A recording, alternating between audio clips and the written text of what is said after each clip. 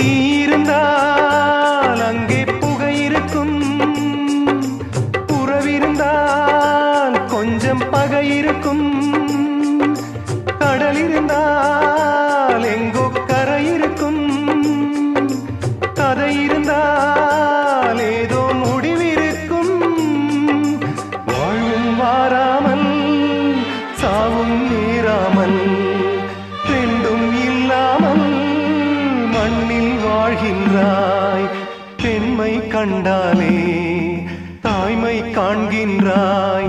பலர் பூஜை கொண்டாடும் பூவாய் வாழ்கின்றாய். அன்புள்ள மகனே, அழுதது போதும், புன்னகை சிந்து, இனி பூக்களின் மாதம்.